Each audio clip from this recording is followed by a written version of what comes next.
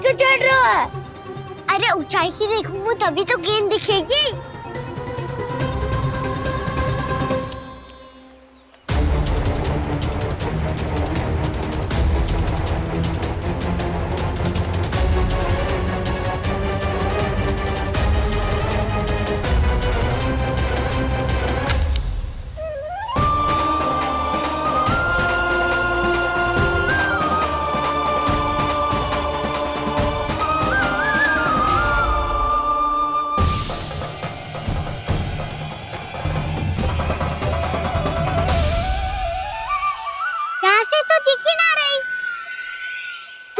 वहीं से फेंकी थी ना?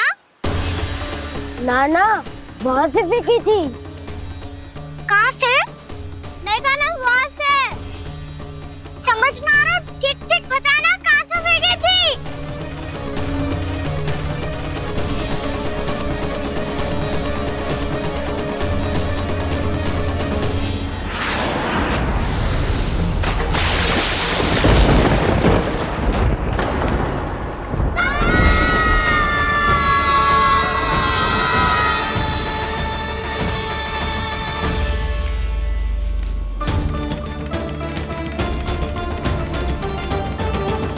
कालिया नाग के क्षेत्र में जाकर कोई भी जीवित वापस ना लौट सको।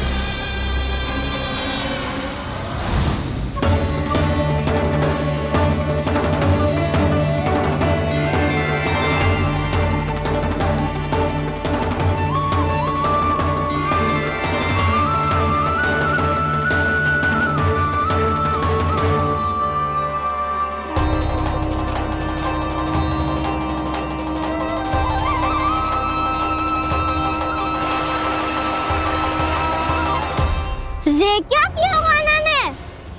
कालिया नाग तो उसे देखते ही निकल जाएगा।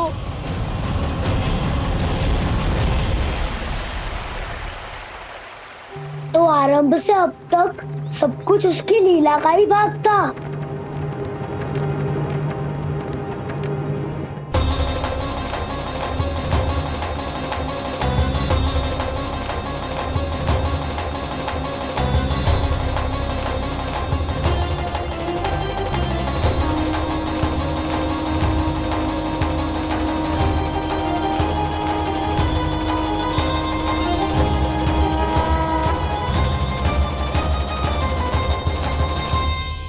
इतना सुंदर रूप, मन मोहने वाली मुस्कान, अद्भुत तेज और भगवान जैसी दिव्यता।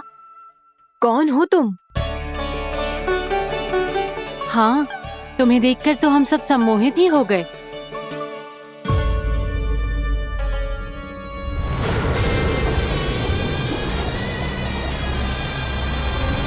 तुम जो भी हो बालक, वापस लौट जाओ।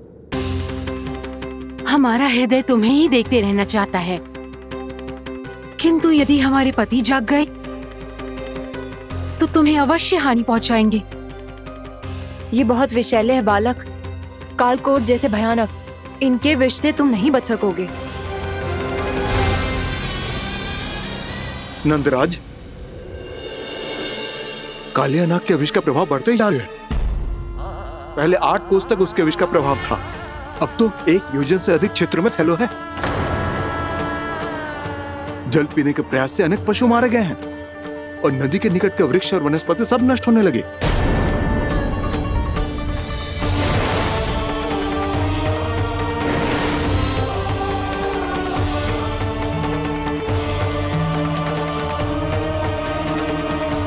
इनके विष की तीव्रता इतनी अधिक है बालक कि इनके संपर्क में आने वाले को तड़पने का भी अवसर नहीं मिलता।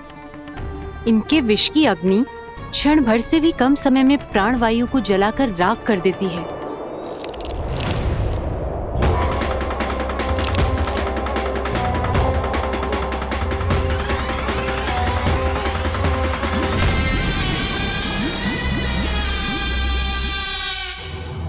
तब तो समस्या और भी गंभीर हो जाएगी।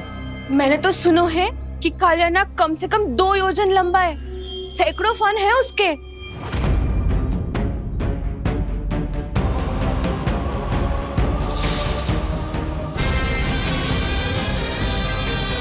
इसका अर्थ तो ये है कि हम दोनों ओर से फंस गए। एक और कंस को 1 कोटि कमल पुष्प देने जो कि कालिया नाग के क्षेत्र में पड़ते, और दूसरी ओर उस कालिया नाग का विष यमुना जी के क्षेत्र में बढ़ता ही जा रहा। इसके कारण हम ही नहीं, निर्दोष पशु पक्षी भी संकट में। इन दोनों समस्याओं का एक ही समाधान है, उस कालिया नाग का सामना करना। और ये ना समझ आ रहा कि हम ये करेंगे कैसे, क्योंकि ये बात साधारण मनुष्य के बस की ना है। हमारे लिए ये असंभव है।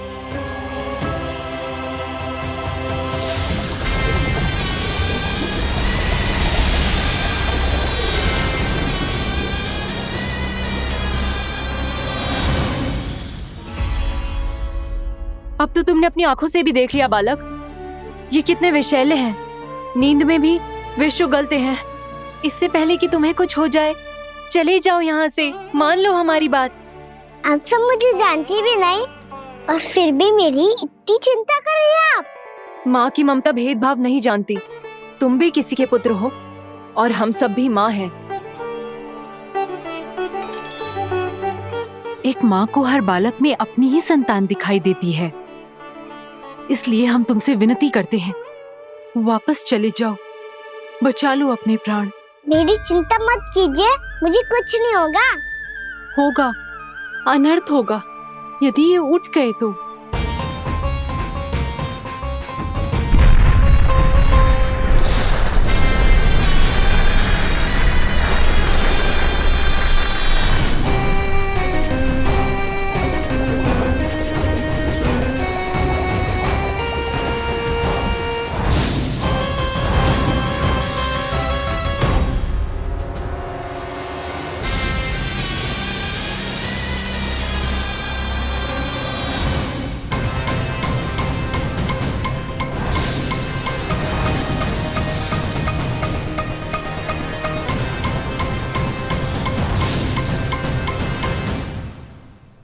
सामने होते हुए भी अपने इश्क को केवल वही देख सकता है जो अपना अभिमान त्याग चुका हो।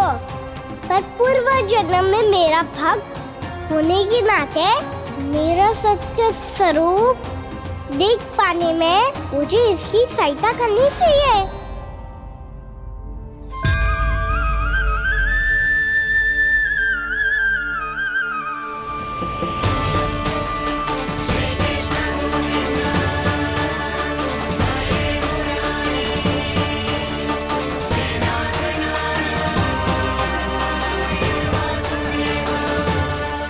देखो हमारा छोटा सा कान्हा कैसे डट के खड़ा हुआ है, इतने विशालकाय, इतने महाभयंकर सबके सामने।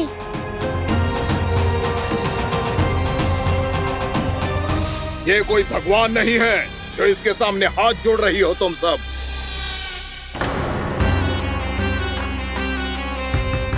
एक सामान्य साधारण बालक है ये, जो ये तक नहीं जानता कि इसके सामने है इसका काल, कालिया। तू कौन है बालक? मेरे इतने निकट आकर भी तू जीवित कैसे है? मेरी नहीं, अपनी चिंता करो कालिया। बहुत मनमानी कर ली तुमने। अब बस मैं तुम्हें रोकना हूँ। अब बस मैं तुम्हें रोकना हूँ। मैं तुम्हें रोकना हूँ। बित्ते भर का है तू, मेरे विष के बारे में जानता ही क्या है? और कहता है मुझे रोकने आया है। किससे? किससे रोकना चाहता है तू मुझे? मुझे क्रोध दिलाने की भूल मत कर बालक। अपनी फुंकार से ही तेरी इस मुस्कुराहट को अंतिम मुस्कुराहट बना सकता हूं मैं। शीघ्र बता, कौन है तू और किसने भेजा है तुझे? तुम्हें आवाज भी है कि अपनी पुकारों से तुम कितना विष भूल चुके हो। पवित्र यमुना नदी को कितना दूषित कर दिया तुमने। और यही नहीं, तुम्हारे कारण निकट के जीव जंतुओं, वृक्ष, वनस्पतियों सबको हानि पहुंच रही है। तो क्या? मुझे उससे क्या? मुझे है आपत्ति है मुझे तुम्हारे इस व्यवहार से, और इसीलिए तुम्हें यहाँ से जाना होगा।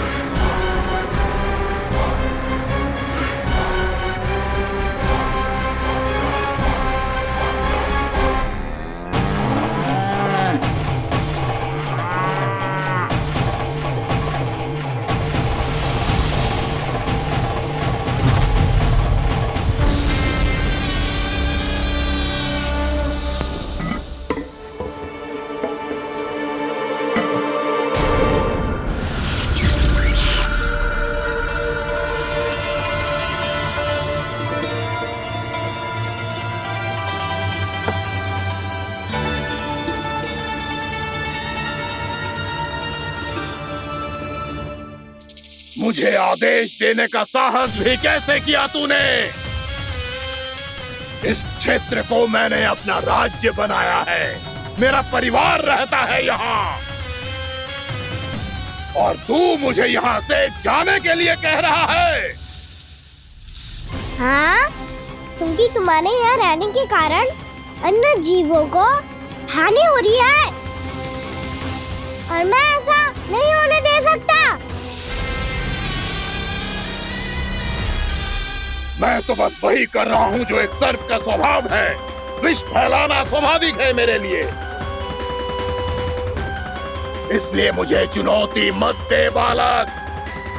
चुनौती तो मैं दे चुका हूँ कालिया।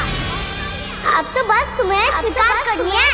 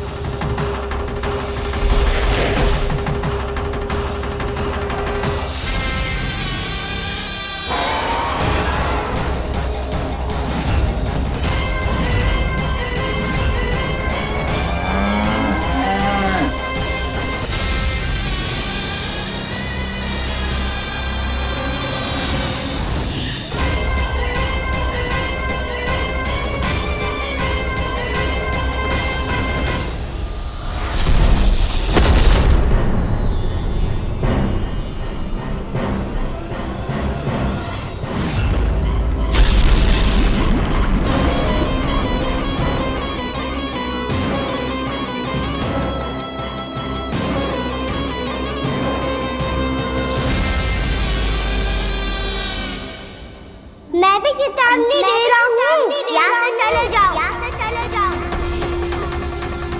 अपनी भूल को पहचानो कालिया। तुम जो कर रहे हो अनुचित है।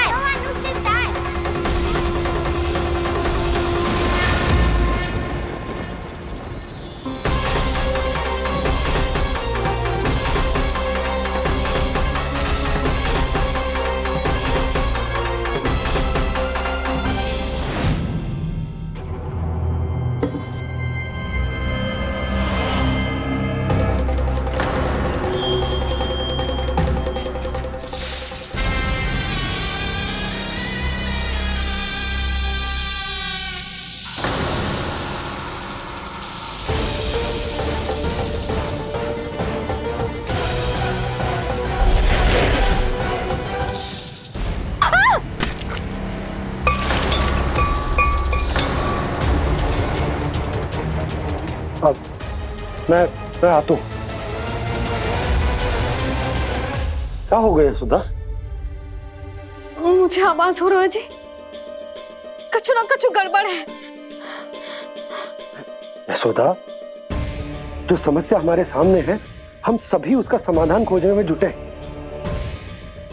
तुम विश्वास करो, मैं कोई ना कोई समाधान अवश्य ढूंढ लूंगा।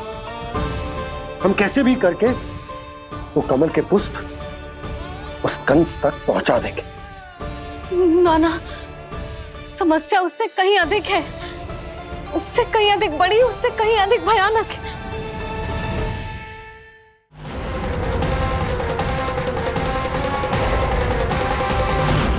विस्की ये बूंद से ही सबके प्राण चले जाते हैं। इसने तो विस्की धारियां फेंकी है खाना पे। कान्हा कैसे बच्चे को अधिक विष से? इसका विष तो क्या, ये सर स्वयं भी छू तक नहीं पाएगा हमारे कान्हा को।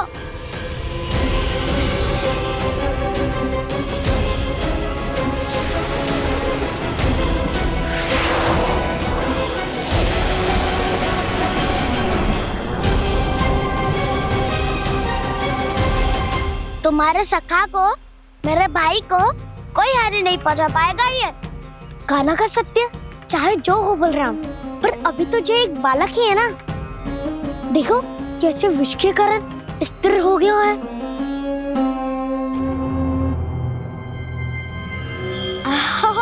हाउ सर्फ ने कितनी आसानी से अपनी पूंछ से बांध लिया है। मुझे यहाँ से भगाना चाहता था ना तू? अब मैं तुझे दिखाऊंगा अपना सामर्थ्य। ये मूर्ख किसे बांधना चाहता है अपनी पूंछ में? उन्हें जिनका विस्तार सारे ब्रह्मांड में है, या उन्हें जो स्वयं अनंत है? पर देवराज, प्रभु ऐसा करने ही क्यों दे रहे हैं कालिया को? आप सब भूल रहे हैं देवगण। कालिया पूर्व जन्म में प्रभु का बहुत बड़ा भक्त था। उसी भक्ति का फल मिल रहा है अब इसे। वैसे भी भक्तों के मन का भाव सबल हो तो भगवान तो सहज ही बंध जाते।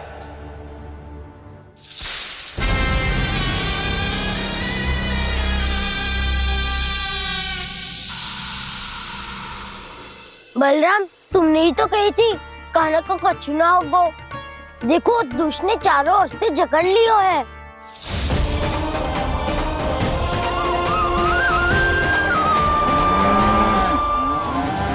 ये क्या कह रही हो तुम? सुधा जी, क्या हुआ? घबरा क्यों रही हो आप? सुलक्षणा, मुझे आभास हो रहा है कुछ बहुत बड़ी अनहोनी हो गई है। नंदराज, नंदराज, नंदराज!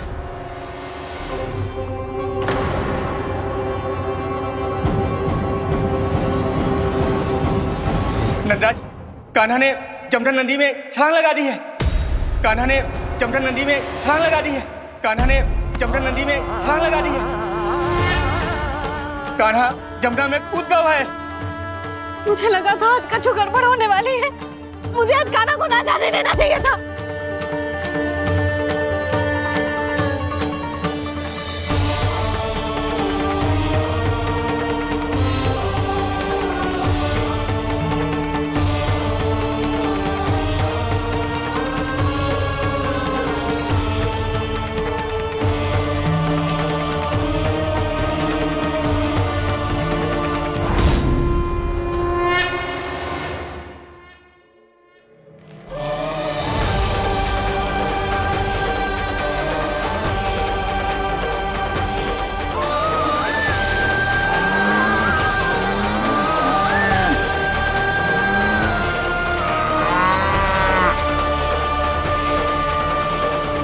बलराम, शीघ्र कछु करो ना।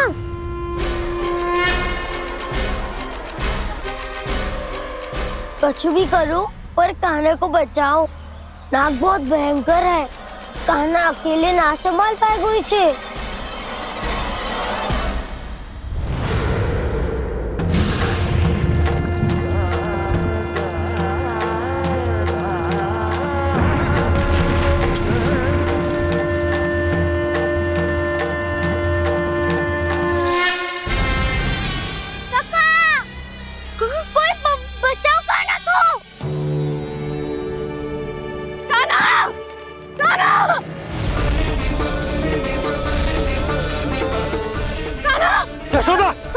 यशोदा रुको। छोड़ दो मुझे, छोड़ दो मुझे। जीजी संभालो, बावली हो गई क्या? जीजी संभालो। देखो अब कैसे तुम्हारे अस्थियों को तोड़कर छोटे छोटे टुकड़ों में बदल दूंगा मैं।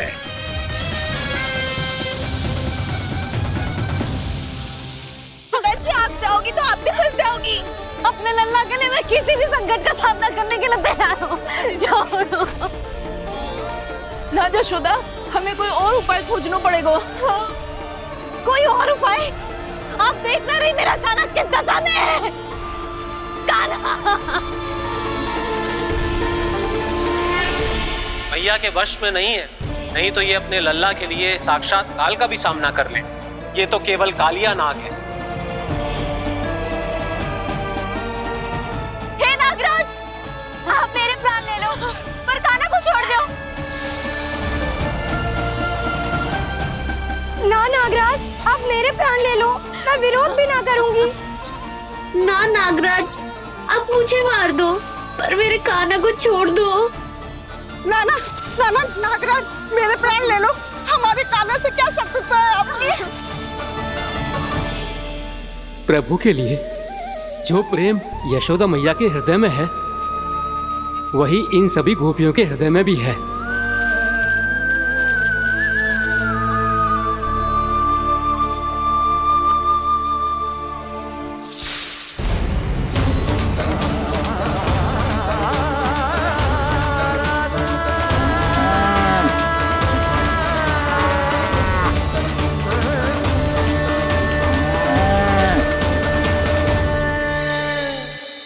यशोदा, यशोदा, देखो इन गोपियों को, इन गैयाओं को। इन सब के मन में भी तुम्हारी भांति ही ममता भरी हुई। वो सब भी कान्हा से उतना ही प्रेम और स्नेह करती है, उतनी ही ममता से भरी हुई है जितनी कि तुम। तो तुम ही सोचो, जिसके साथ इतनी ममता और इतना स्नेह, इतना प्रेम, उसका कोई क्या कर सकता है? उस काले नाग का विष इस सब आशीर्वादों के सामने कछु न है। कछु करो जी। उसे बोलो वो मेरे प्राण ले ले, मेरे कान्हा को छोड़ दे।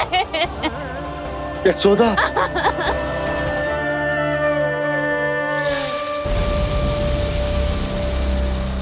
केवल इन्हीं में नहीं देवराज, नाग पत्नियों के हृदय में भी ममता का वही प्रेम उमड़ रहा है। देखिए। मैं आपके हाथ जोड़ती हूँ स्वामी, इस बालक को छोड़ दीजिए। ये अवश्य ही कोई दिव्य आत्मा है स्वामी।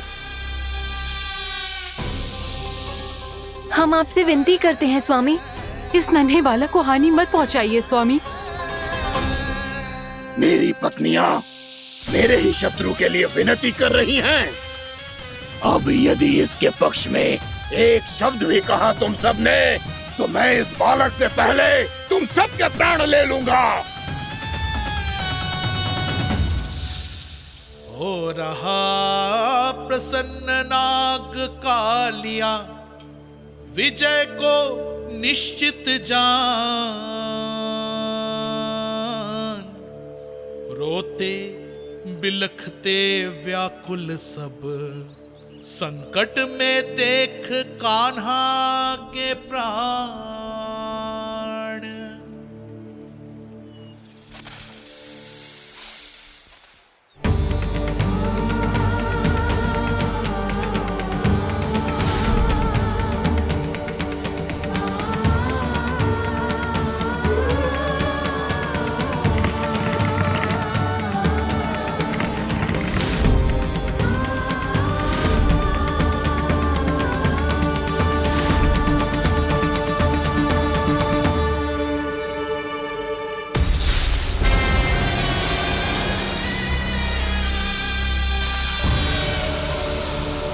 कुछ करो जी, मेरे लल्ला को बचा लो।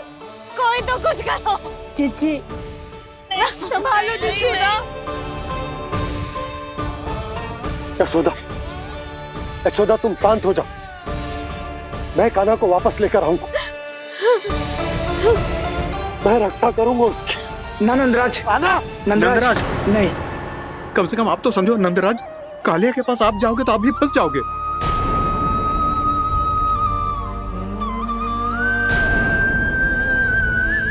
बलराम, तेरा भाई इतनी भीषण संकट में है और तुझे जरा भी दुख ना हो रहा? क्या आप सब अब तक नहीं समझ पाए कि कान्हा सच में कौन है? छोटे बाबा, आप तो उसका सत्य जानते हैं ना?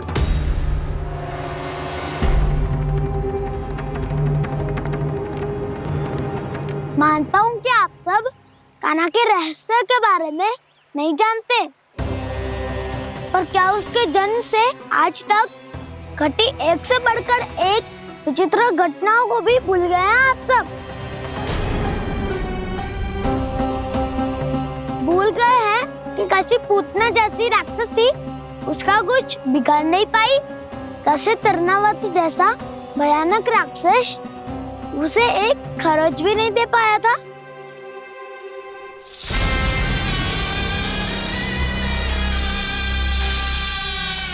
आप सबने अपनी आंखों से देखा था ना, बकासुर से कान्हा की रक्षा करने देवता स्वयं आए थे, पर सत्य तो ये है कि वो सभी देवता भी उस असुर के सामने असमर्थ हो गए थे। तब कान्हा ने बहुत ही आसानी से उस भयंकर असुर का वध किया था, एक ही बार में धराशायी कर दिया था उसे।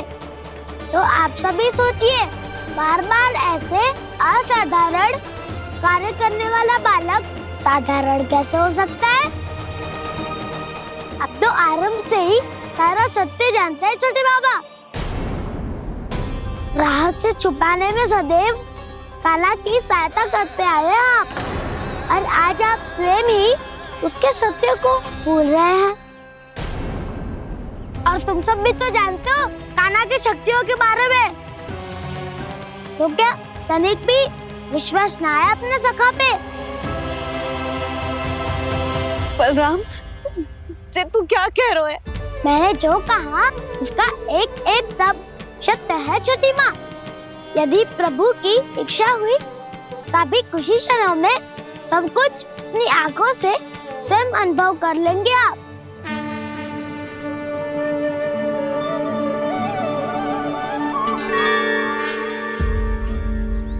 शांताकारं भुजगशयनं पद्मनाभं सुरेशं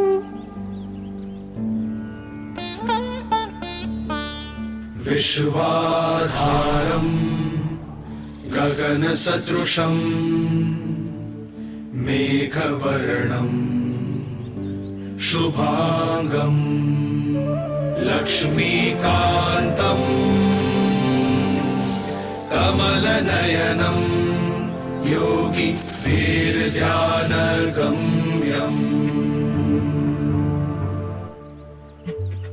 वन्दे विष्णुं भवभयहरं सर्वलोकैकनाथम्।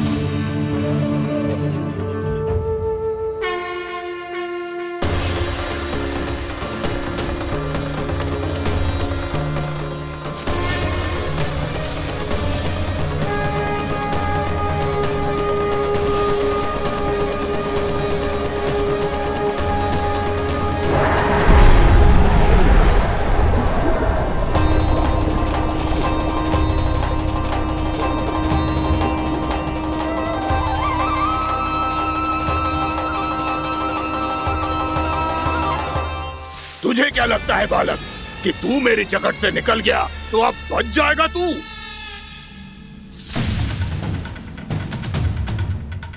मेरे विष से अपनी प्राण रक्षा करने में सफल रहा, मेरी जकड़ से भी छूट गया, पर मेरे दंश से नहीं बच पाएगा।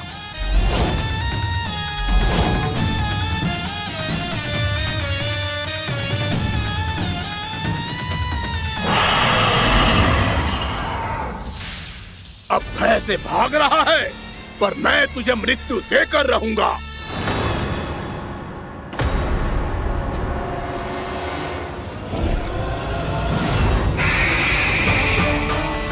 कान्हा!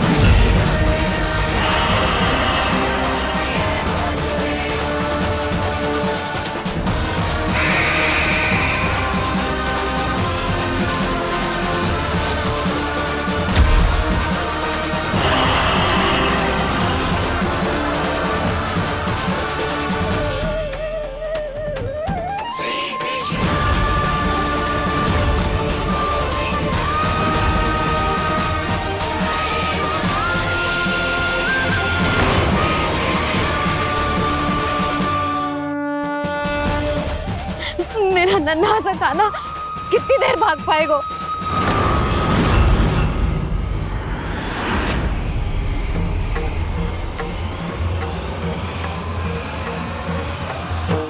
और कितनी प्रतीक्षा करोगे मेरी भक्त कालिया? भक्त नहीं, काल हूँ मैं तेरा। जब अहंकार का मुकुट बुद्धि को ढक लेता है तो भक्त अपने भगवान को भी नहीं पहचान पाता।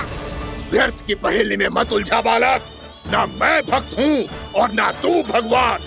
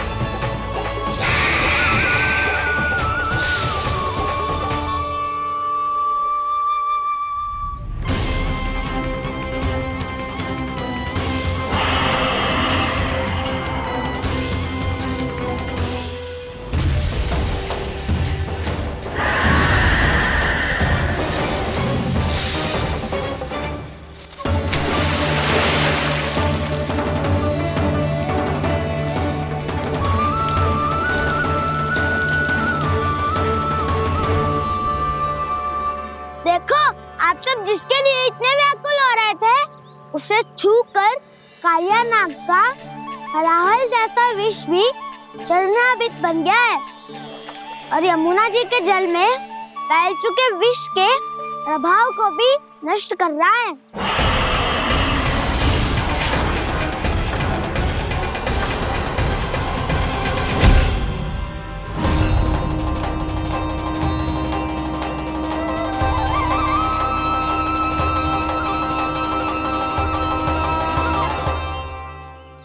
धर्म रक्षक, अधर्म विनाशक प्रभु श्री कृष्ण का कौशल सचमुच अद्वितीय है। नारायण नारायण।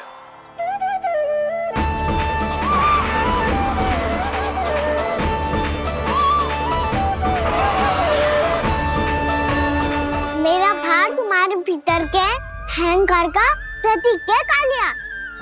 अब तुम्हारा अहंकार, तुम्हारा अनपान मेरे पाँव के नीचे है और तुम्हारी पूंछ अर्थात तुम्हारे प्राण मेरे हाथ में।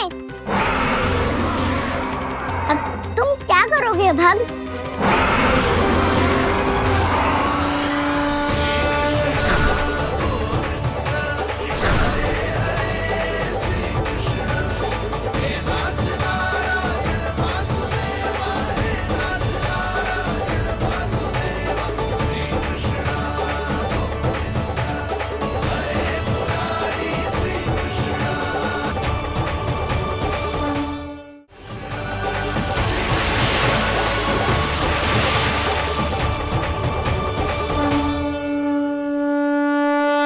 प्रभु, भले ये आपको पहचानने में असमर्थ हो, पर हम सब ने आपको पहचान लिया है। हाँ प्रभु, एक भक्त होने के नाते और एक अर्धांगिनी और माँ होने के नाते मैं आपसे इनके प्राणों की भिक्षा मांगती हूँ। अपनी कृपा दिखाइए और इन्हें क्षमा कर दीजिए। आपके लिए मित्र और शत्रु में कोई अंतर नहीं प्रभु। उसी तरह आपकी कृपा और दंड में भी कोई अंतर नहीं। दोनों दया ही तो हैं। अकारण ही किसी को प्राप्त नहीं होती। हमें विश्वास है कि हमारे पति को मिला ये दंड कोई अभिशाप नहीं है, आपका वरदान है। ये सत्य है प्रभु कि इनसे बहुत से पाप हुए हैं। इनके विष से बहुत सारे जीव जंतु को हानि पहुंची है, पर अब आपके चरण इनके शीश पर पड़ गए हैं। ऐसी कृपा तो बड़े बड़े महान महात्माओं को भी दुर्लभ है, और इन्हें प्राप्त हुआ तो अवश्य ही ये किसी महान पुण्य का ही फल है। हे प्रभु, उन्हीं पुण्य कर्मों की शक्ति का आह्वान कर मैं आपसे विनती करती हूँ, इन्हें प्राणदान दीजिए। मैं अपने इस भक्त को क्षमा अवश्य करूंगा देवियों, यदि ये अपने अहंकार को त्याग कर मुझे पहचान ले तो।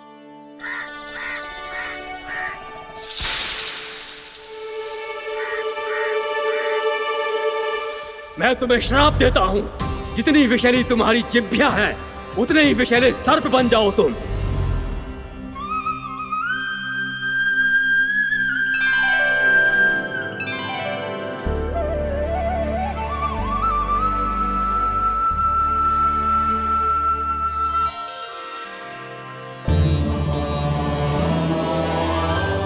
नारायण, मुझे क्षमा कीजिए नारायण। मैं तो आपका परम भक्त था, किंतु मैं आपको पहचान नहीं सका। इसका दंड तो मुझे मिलना ही था, किंतु मैं अब प्रायश्चित करना चाहता हूं। इसके लिए यदि आप मेरे प्राण भी ले लेंगे तो भी मुझे कोई दुख नहीं होगा। मैं अपना जीवन, मृत्यु और अपना अस्तित्व सब कुछ आपको समर्पित करता हूं। तुम्हें तुम्हारे क्रोध के कारण श्राप मिला, जिसे विशाल सर्प के रूप में तुम्हारा जन्म हुआ, और सर्प का तो स्वभाव है विष फैलाना। इसीलिए तुम्हें दंड नहीं दूंगा मैं, सिर्फ सभी अपराधों का पश्चाताप कर लिया। इसीलिए मैं तुम्हें क्षमा करता हूँ कालिया।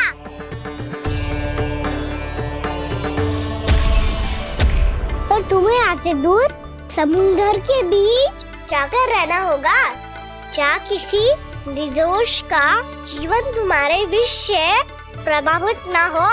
मैं चाहकर भी आपकी इस आज्ञा का पालन नहीं कर सकता।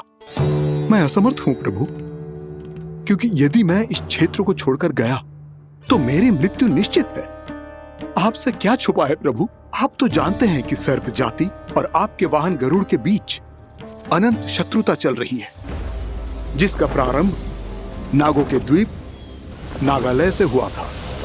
उस द्वीप पर छोटे जीवों को निगल जाने के लिए सर्प थे, और गरुड़ को सर्पों का स्वाद बहुत प्रिय था, इसलिए वो बार बार नागद्वीप जाने लगा था। पर इस कारण पूरी सर्प जाति उससे आतंकित हो गई थी। इसलिए जब भी गरुड़ वहां पहुंचता तो सभी सर्प छिपने लगते। जब गरुड़ को इसका आभास हुआ तो उसे बड़ा क्रोध आया, और वो उत्तेजना में भरकर सर्पों का शिकार करने लगा। भूख ना होने पर भी उन्हें मारने लगा। अब सर्पों के प्राण हरना उसके लिए खेल बन गया था। इस भीषण समस्या का समाधान ढूंढने के लिए पूरी सर्प जाति महान सर्प वासुकी के सामने इकट्ठी हुई।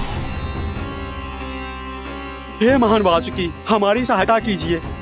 नागद्वीप पर गरुड़ ने आतंक मचा दिया है। पहले तो वो हमें अपना भोजन बनाता था, लेकिन अब हम उसके खेल का साधन बन चुके हैं। भूख हो या ना हो, जब तब आकर वो हमारे प्राण हर लेता है। अनुचित हिंसा के इस प्रथा का आरंभ सर्पों ने ही किया है। पहले आप सबने पूरे द्वीप पर अधिकार कर लिया, फिर आहार के साथ साथ आनंद के लिए भी आप सभी ने निर्दोष जीवों की हत्या की। और जब सृष्टि का संतुलन बनाए रखने के लिए गरुड़ आपको अपना आहार बनाने आया, तो आप सब अपने प्राणों की रक्षा के लिए छिपने लगे। तो फिर गरुड़ का उत्तेजित होना तो स्वाभाविक ही था। नागनाथ, जो हमने अन्य जीवों के साथ किया वही अब हमारे साथ हो रहा है, परंतु ये भी तो सृष्टि के संतुलन के विरुद्ध ही है ना? अवश्य है, इसलिए मैं गरुड़ से चर्चा करूंगा। धन्यवाद प्रभु।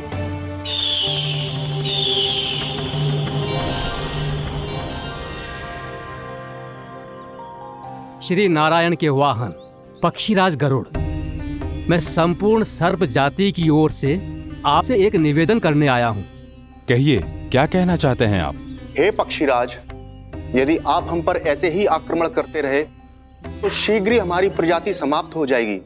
इसीलिए हमारी आपसे विनती है, यदि आप उचित समझें तो सर्पों के किसी एक घर से हम आपको एक सर्प प्रतिदिन अर्पित करेंगे।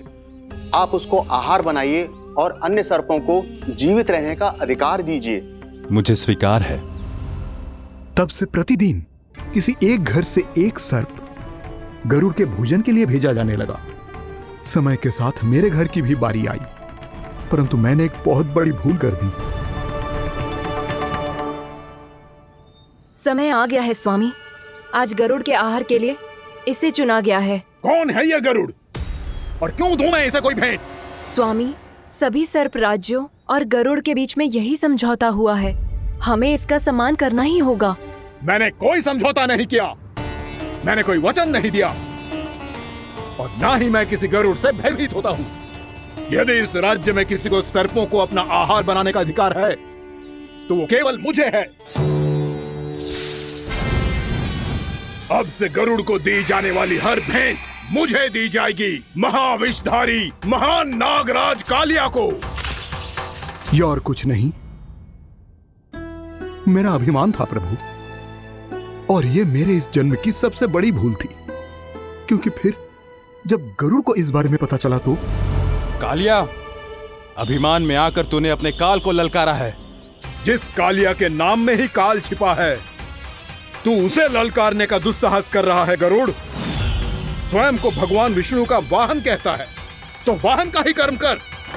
स्मरण रख, इस धरती के सर्वश्रेष्ठ योद्धाओं के लिए भी मैं मृत्यु का दूत हूँ। विनाश काले विपरीत बुद्धि। तुझ जैसे मूर्ख सदा इस युक्ति को सार्थक करते आए हैं।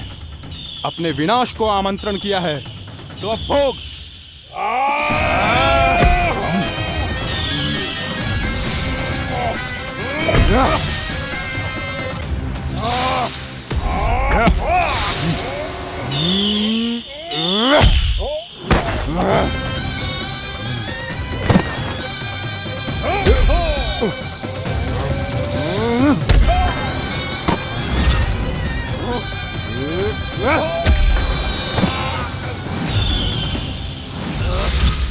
जिसने मेरा भोजन चुराने की धृष्टता की है वो इसी योग्य है।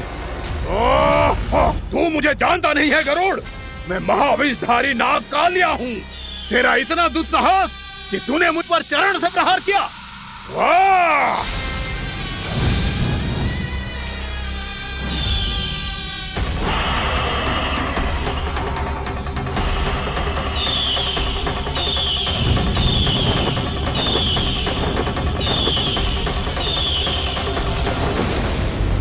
मैं अपने अभिमान में भूल गया था कि गरुड़ मुझसे कहीं अधिक शक्तिशाली है। इसलिए अपने प्राणों की रक्षा करने के लिए मैं एक स्थान से दूसरे स्थान भागने लगा। नदियां, पर्वत, यहां तक कि मैंने सागर भी लांघ डाला, पर मैं जहां भी जाता गरुड़ के रूप में मेरा काल वहीं आ जाता। इसीलिए मृत्यु की आशंका से भयभीत होकर मैं अपने बड़े भाई मां कद्रू के प्रथम पुत्र अनंत शेषनाग से राय लेने चला गया। भैया, मैं यहां आपसे आपकी सहायता लेने आया हूं। मेरी एक छोटी सी भूल के कारण यह गरुड़ मेरा पीछा कर रहा है। मुझे हर समय हर स्थान पे ढूंढते रहता है। यदि उसने मुझे ढूंढ लिया तो वो निश्चित ही मेरे प्राण ले लेगा। मुझे कोई ऐसा स्थान बताइए जहां मैं अपनी पत्नी और अपनी संतानों के साथ शांति से रह सकूं। तुम यमुना नदी के किनारे वृंदावन क्षेत्र में जाके वास करो कालिया। गरुड़ वहां प्रवेश नहीं कर सकता क्योंकि उसे ऋषि सोबरी का श्राप मिला हुआ है।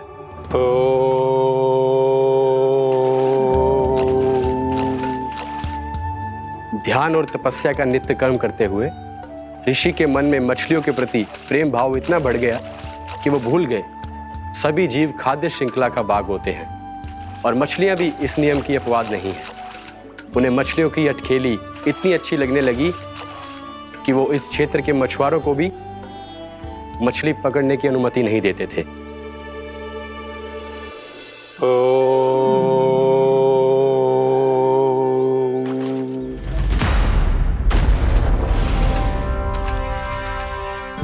दिन वो उस पक्षी को नहीं रोक पाए, पर तब से सावधान रहने लगे।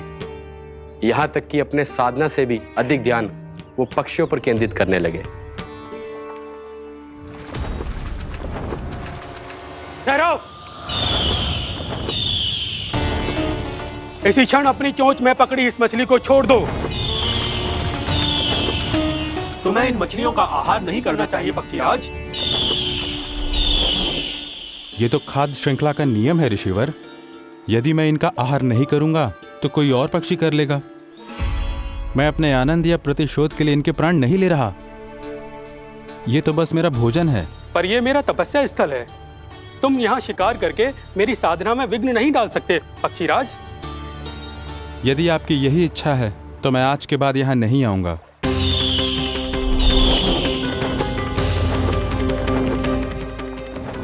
पर आज ये मछली मेरे आहार के रूप में पकड़ी जा चुकी है।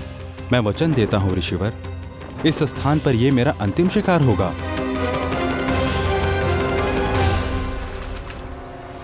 आज के बाद यदि तुमने वृंदावन की निकट उड़ान भी भरी तो तुम सैकड़ों टुकड़ों में फटकर मारे जाओगे पक्षीराज। ये मेरा श्राप है।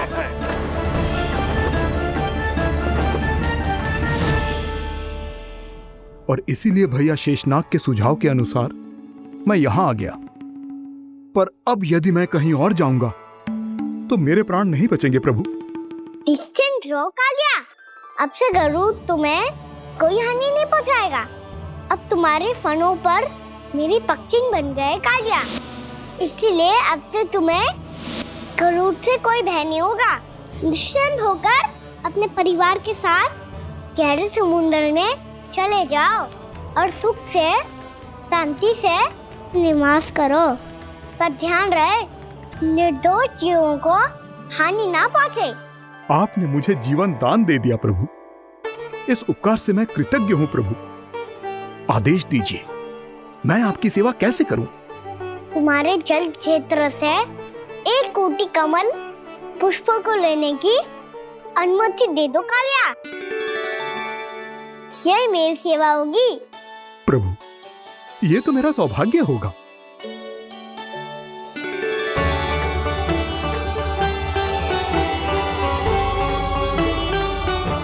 एक कोटि के स्थान पर हम 3 कोटि कमल पुष्प ले आए प्रभु।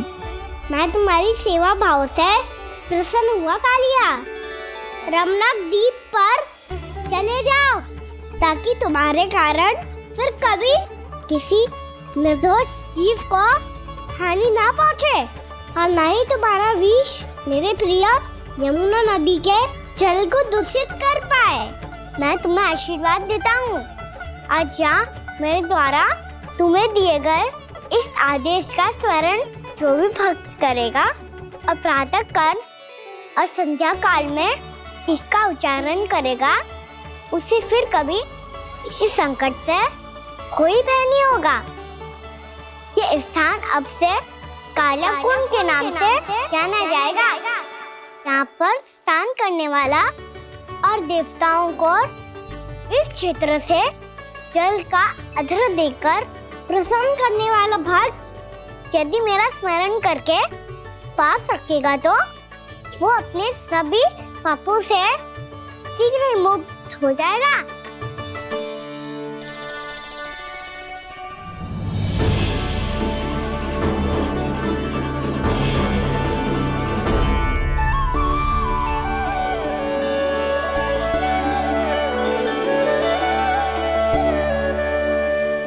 कौन है जी भगवान जिसने अभी अभी कालिया जैसे विशाल विस्तर का सामना किया? क्या एक साधारण बालक जो शीत की अधिकता से ठिठुर रहा है? क्या करूं? मैं लल्ला को ममता के आंचल में छुपा लूं या भक्त बनकर प्रभु की लीला देखती रहूं? क्या करूं मैं? कितना ठंडा था जल, बहुत सर्दी लग रही है। सर्दी से तड़पते हुए कैसे देखूं इसे? अभी जाके अपने पल्लू से सुखाती हूँ। हृदय से लगा के स्नेह की आंच दूंगी तो सर्दी पल भर में छूमंतर हो जाएगी।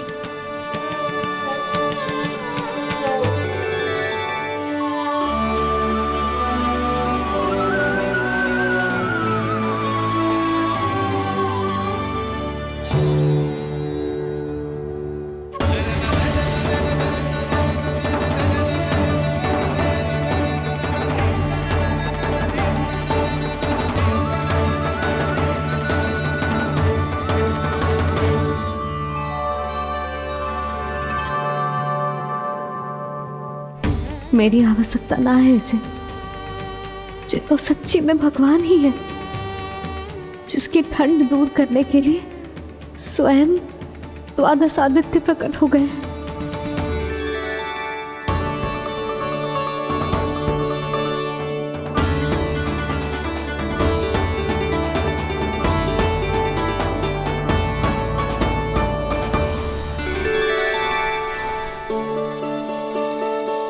ये क्या किया आपने? मैया मुझे अपने हृदय से लगाने वाली थी कि आप सब प्रकट हो गए। क्षमा कीजिए प्रभु, पर आपको भीगा हुआ देखकर, ठंड से ठिठुरता हुआ देखकर हमसे रहा नहीं गया। हम अपने वश में नहीं थे प्रभु। भक्ति से भावुक होकर हम प्रकट होने पर विवश हो गए थे। हमारी किरणें जैसे स्वयं ही फूट पड़ी और दौड़ पड़ी आपको सुखाने के लिए। मैं आपका प्रेम, आपकी भक्ति समझता हूं आदित्यगण, और इसीलिए इस समय मैं जहां खड़ा हूं, इस स्थान को द्वादश आदित्य टीला के नाम से जाना जाएगा। द्वादश आदित्य टीला के नाम से जाना जाएगा। हम धन्य हो गए प्रभु। और कहाँ जा रहा है? जो गड़बड़ किया है उसे सुधारिए तो सही। प्रभु आज्ञा दीजिए।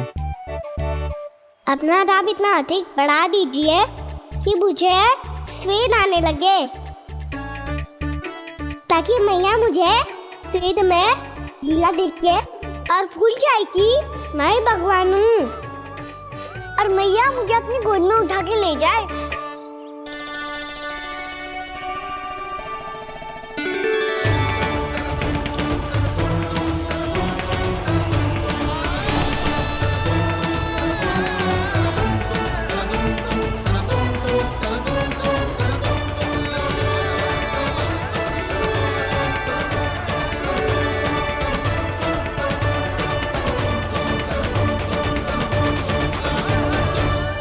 गर्मी क्यों लग रही है यहाँ? स्वेद की एक बूंद भी आती थी तो मैं अपना आंचल लेकर पहुंच जाती थी इसके पास। जानती ही नहीं थी कि ये तो स्वयं वायुदेव को आदेश दे सकते हैं कि वो बहने लगे और उसका सारा स्वेद सुखा दे। वायुदेव की आवश्यकता नहीं है मैया, मुझे आप ही चाहिए। लगता है जिस बात का भय था वही सत्य होने लगी है। भैया मेरे भगवान रूप को भूल नहीं पाएगी, और अब मेरे लिए इनका सत्य छुपा कर रख पाना कठिन हो जाएगा। कृष्णा कृष्णा हरे कृष्णा कृष्णा कृष्णा मुरली मनोहर कृष्णा गोपाला गोविंदा हे दामोदरा।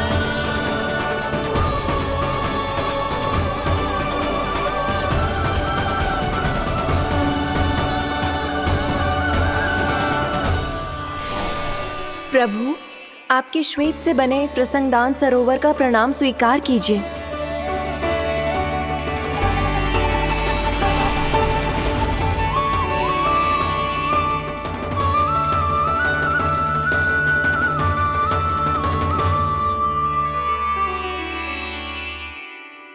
ओहो, इस चमत्कार को देखकर भैया को और भी अधिक विश्वास हो जाएगा कि मैं भगवान ही हूँ। अब कैसे मनाऊं मैया को कि मैं इनका लाई हूँ?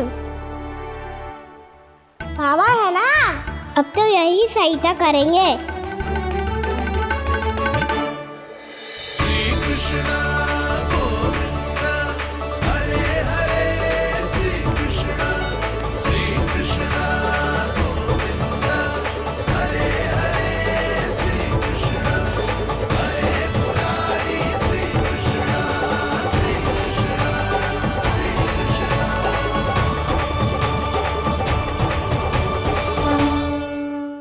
बाबा एक कोटी ना, मैंने तो 3 कोटी कमल पुष्पों का प्रबंध कर दिया है और चिंता करने की आवश्यकता ना है। 1 कोटी कमल के स्थान पर 3 कोटी कमल पुष्प मिल गए हैं। हाँ कान्हा, मैं उचित संदेश के साथ ये सारे पुष्प उस कंस के पास भिजवा दो। महाप्रक्रमी कान्हा की जय। वृंदावन रक्षक कान्हा की जय। महाप्रक्रमी कान्हा की जय। भानु जी नंदराज। बाकी गांव वालों को लेकर ये सारे पुष्प इकट्ठा करो और कंस के दरबार में पहुंचाओ। जी।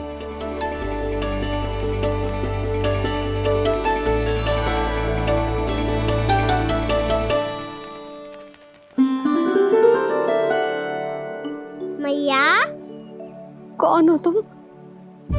मुझे पता था मैया, जब आपको सत्य पता चलेगा तो आप मुझे मैया की तरह स्नेह ना कर पाओगी, इसीलिए आज तक सत्य छुपाता आया हूँ, ताकि आपकी ममता, आपका प्रेम अनुभव करने का अवसर मिलता रहा है मुझे। और फिर आज को बताया था ना, जो रहस्य तुमने बरसों तक छिपाया था, उसका भेद खुलने में तुम्हारा ही योगदान है। मुझे कालिया के शीश पर अपने पद चिन्ह रखकर उसे मुक्त कराना था दाऊ, वचन दिया था मैंने उसे। इसके अतिरिक्त निर्दोष पशु पक्षियों के जीवन को कालिया के विष से ही बचाना था मुझे। इसमें कंस को तो सम्मिलित करना ही था, ताकि जब मैं कालिया का सामना कर रहा हूँ तो वो किसी और असुर को समस्या बनाकर वृंदावन ना भेज दे। पर इस सबसे बड़ा एक कारण और था दाऊ, मैं चाहता था कि मैया को सत्य पता चल जाए।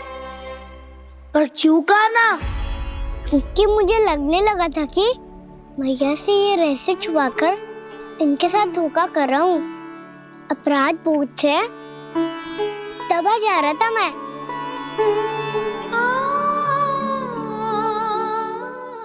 जो सत्य आपको, बाबा को, सभी को पता है, यहाँ तक कि मेरे सखा भी जानते हैं, वो सत्य मैंने मैया से छिपाया केवल इसी लोक में कि मुझे इनकी ममता प्राप्त होती रहे। पर ऐसा करके मैं अपने से निस्वार्थ प्रेम करने वाली मैया को धोखा दे रहा था। आप ही बताओ दाऊ, जो इस संसार में मुझसे सबसे अधिक भरोसा करता है, उसी के साथ छल कैसे कर सकता हूँ मैं? हाँ, मैं नारायण का अवतार हूँ, पर अपनी मैया का छोटा सा लल्ला भी तो हूँ।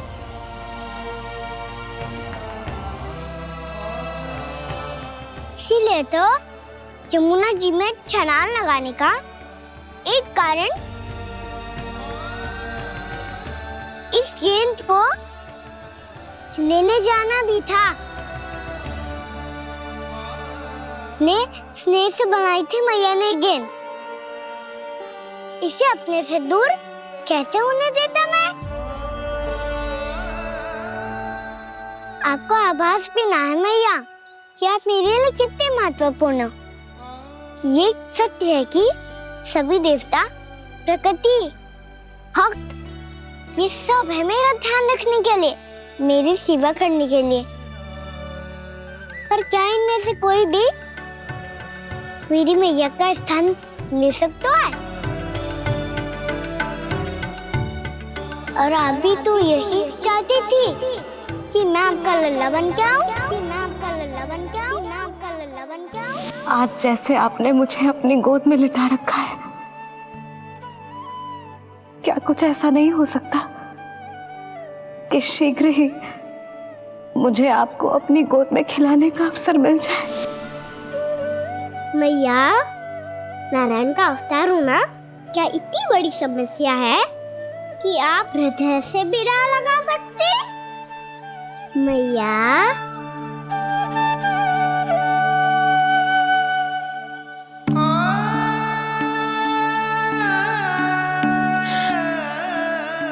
मेरा कान्हा, मेरा लल्ला।